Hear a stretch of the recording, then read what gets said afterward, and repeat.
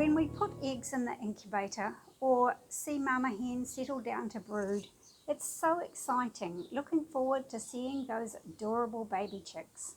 But sometimes it doesn't quite happen, and eventually mama hen gives up, or we decide it's long past time to abandon hope of those eggs ever hatching. But you don't just have to dump those failed eggs and write it off as a disappointment. You can open up those eggs to see what went wrong. That can be very sad and maybe a bit gruesome, so if you'd rather not know about it or see anything like that, then I suggest you stop watching this video and watch some of my other videos instead. I have a really cute one about baby chicks sleeping. Okay, you're still here. Then let's get started. We're going to work through a few of the possibilities that you might find when you open an egg that has been incubated but is not developing, or that failed to hatch. And by the way, for the sake of simplicity, most of the time I'm using the word incubate, regardless of whether this is by mechanical incubator or mama hen. One of the most common and obvious reasons for an egg failing to hatch is that it was never fertilised in the first place. Of course, if you don't have a rooster and your hen just went broody sitting on her own eggs, then you know for sure they were never fertile and never going to hatch. In that case, I would not let the hen brood those infertile eggs. Brooding is hard on a hen, and it doesn't seem fair for her to go through all that when there's no chance of anything coming of it. I have a video about how to persuade your broody hen to give it up. But assuming that you thought there was at least a chance of those eggs being fertile, but no sign of any developing chick, then you can open it up and see whether or not that egg had been fertilised. Last month I posted a video about how to tell the difference, so you're probably an expert at that by now. If the eggs were not fertilised, then that might be because the rooster wasn't potent. Perhaps he's too old or still too young. He didn't have adequate nutrition for optimum fertility, or perhaps he's sterile. Perhaps the rooster wasn't mating. Maybe there are too many hens per rooster, or the rooster was too busy fighting other roosters to mate. Maybe the hen was rejecting the rooster and refusing to mate. If you open an egg that has not been fertilised, even after days or weeks of incubation, it should still look just like a fresh egg, with an intact yolk and no change to the germinal disc. The only exception to this is if the eggs got wet and contaminated with bacteria. Maybe they were sitting on muddy ground or dirtied with chicken poo from the hen's feet before you collected them. But you always set clean eggs, right? Let's assume that the eggs were fertilised but didn't develop into a live chick. A fertilised egg encounters several major challenges on its way to developing into a live chick. The first is before incubation ever starts. The second is in the first few days of incubation. Chicks that make it past the first 5 days usually continue to develop. Embryo deaths are uncommon in the main incubation period, but they do occur. The next danger period is when the chick needs to start the hatching process by pipping a hole into the internal air cell and then out to the world. And the final challenge is to make it all the way out of the shell. So let's start from where you might candle an egg after the first few days of incubation and not be able to see any embryo growing inside. Once you're sure there is no developing chick, you can open the egg and see where it went wrong. What might you see? Even if the egg was fertilised, you might find that the germinal disc never developed at all. The contents of the egg could still look exactly like a fresh egg, with even the yolk membrane intact. You'll be able to check the germinal disc to be sure it looks like it was fertilised. Or the yolk membrane might break and you see an egg that looks like it's full of yolk, but with no evidence of any embryo. What went wrong? If the eggs were fertilised but failed to develop at all, then maybe the breeding flock didn't get the proper nutrition required for top breeding success. Or they suffered some disease, or they have some genetic abnormality that affects hatchability. The eggs might have been cracked or dirty, or contaminated by muddy feet or in a poopy broody nest box. Or maybe they were washed improperly. You should preferably not wash hatching eggs at all. Perhaps the eggs got overheated or chilled briefly before setting, or were kept too warm after laying past the point at which development can be paused, or the setting on the incubator might be incorrect, or the eggs might get too cold too often if the broody hen keeps leaving the nest instead of sitting tight on the eggs, or leaves some eggs on the edge of the clutch away from the warmth of her body. Or maybe they were stored too long before setting. My video about storing fertile eggs before incubation goes into more detail about some of these points. Maybe the eggs got bumped by other hens using the nest before you collected them, or by you when you were handling them. Or, of course, eggs that have been shipped to you are at high risk of rough handling by couriers who don't understand the fragility of fertilised eggs. The hatch rate of shipped eggs is almost always reduced. There might have been insufficient ventilation in the incubator. The embryo needs to take in oxygen through the shell membrane, so there needs to be a good flow of fresh air across the shells of all the eggs. So if you open an egg and find no sign of any growth at all, that doesn't mean it wasn't fertilised. There are quite a few possibilities that can stop the germinal disc from even beginning to develop. Think about what you know your egg has experienced and what might be the most likely cause. Another possibility is to find that the embryos did start to develop but then stopped. Some people call these early quitters. Most likely what you will see is what's called a blood ring, and it looks just like what it sounds like. A circle of red blood vessels. The circle might collapse out of circular shape, but you can usually tell what it was. Or if the embryo got to about 5 days, you will see the embryo itself looking like a small formless blob with a dark spot. The dark spot is the chick's eye. The rest of the body is unformed in comparison to the eye spot. What went wrong? Many of the same reasons that stopped the germinal disc from beginning to grow can also cause the embryo to die in the first few days. There might be problems with the breeding flock nutrition or genetics. Maybe the egg got contaminated or was stored too long before setting, or experienced some trauma during handling. Remember to be very gentle with the eggs when you're candling them. The temperature might have got too high or too low early in the incubation, either because of a problem with the incubator or because the mother hen was away from the nest too long or left the egg outside the circle of warmth of her body. There might have been insufficient ventilation in the incubator.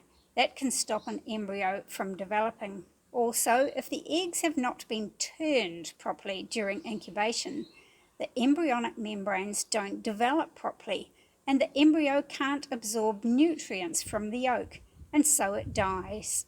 As I mentioned, if an embryo starts to develop at all and gets past those first few critical days, it usually continues to grow for the next couple of weeks. Occasionally, an embryo will stop growing when it's more than a week old. In that case, when you open the egg, you will see quite clearly the embryo as it would have been on the day it died. What might you see? At day 11, the embryo has tiny limbs, but still that big dark eye. At day 13, eyelids cover the eye. It will be quite obviously a fully formed chick, although very small. Since death at this stage is quite unusual, it's worthwhile checking for any obvious physical deformities, such as extra limbs. At day 15, tiny feathers are visible on the chick's body, and the chick is filling about 3/4 of the shell. What went wrong? One possibility is the presence of a lethal gene in the parent flock. A well-known example of a lethal gene is the gene that causes the characteristic ear tufts of Araucana chickens.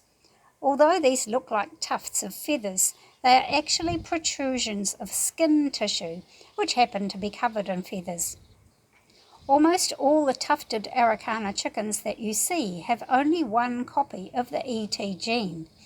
If the ET gene is passed on from both the rooster and the hen, so the embryo chick receives two copies and is therefore homozygous, it almost always dies before hatching.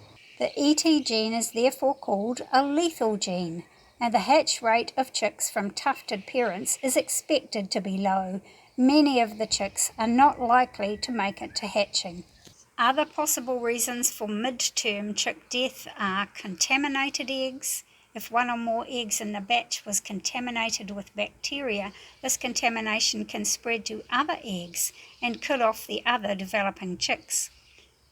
The incubator temperature being way too high, insufficient ventilation in the incubator, inadequate turning of the eggs during the first week of incubation inhibits embryonic membrane development and nutrient absorption, and if the humidity is too low, this increases abnormalities of the aortic arches in the embryo's circulatory system. If the chick develops all the way through to day 20, it faces the challenge of breaking into the air cell and taking its first breath into its lungs. In order to do this, it must get into the correct position so its beak can puncture the inner shell membrane. The correct position is with its head at the large end of the egg, where the air cell is, and with its head tucked under its right wing, ready to prod forward with its beak. This is called internal pipping. Then, before that small amount of air in the air cell is used up, the chick has to jab even harder and break a hole in the egg shell so it can breathe the outside air. This is called external pipping. Some chicks just don't manage to succeed in either internal or external pipping. If you break open an egg with a fully mature chick that never pipped, you will certainly find the shell is full of chick. There might be a bit of yolk still left, or all the yolk might have already been absorbed into the chick's body. This is an egg that looked like it was developing well right to the end, but never pipped. I'm going to open it and we'll see what's inside.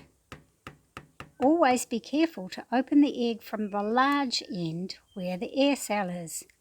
That way you'll be able to tell whether the chick has managed to make its internal pip. In this case, we can see that the air cell is intact. This chick never took its first breath of air into its lungs. As we carefully peel away the shell and the outer membrane, we can see that the chick looks fully formed and is correctly positioned ready for hatching with its head under its right wing near the air cell at the large end of the egg. But as we peel away the rest of the shell and membrane covering the chick, we can see that it died before it had absorbed all of its yolk. That means it died at about day 19 or 20. What went wrong? As we mentioned, failure to pip is a common reason for a chick to fail to hatch, and there are a lot of possible causes for the chick's inability to pip. If the air cell itself was malpositioned or deformed, then probably the chick won't be able to break into it, or to get enough air from it to have the energy to break the eggshell. If the egg was stored or set to incubate upside down, the air cell would probably form at the pointy end of the egg, where there wouldn't be enough room for the chick's head to break into the air cell. If the incubator didn't have adequate ventilation, once the chick has made its internal pip, there won't be enough oxygen in the air cell for the chick to carry on to hatching. Inadequate turning that affects embryonic membrane development results in an embryo that is stuck to the shell, and the chick can't position itself inside the egg correctly. Or if you continued turning the egg after day 18, or if other hens in the broody nest were disturbing the eggs while the chicks were trying to pip, then the chick has a harder time breaking through. If the egg got chilled during incubation, then this can show up at the end of incubation when the fully developed chick fails to pip. Alternatively, too high a temperature after day 18 can also overheat the chick so it can't manage to pip. And this is the time when humidity problems show their damage. Humidity too low on average during incubation increases abnormalities of the aortic arches, while if the humidity has been consistently high, the air cell at day 20 is too small and the chick effectively drowns in the albumin. And again we see the effect of trying to hatch eggs that are too old. The chick manages to develop all the way to maturity, but just doesn't pip. And that's probably what happened to this chick.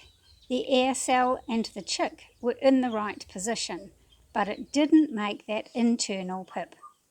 I didn't have any known problems with temperature, but it was an egg that was shipped to me, and I don't know how old it was before I set it to incubate. The final challenge for the baby chick is to peck right around the inside of the eggshell and push itself out into the world.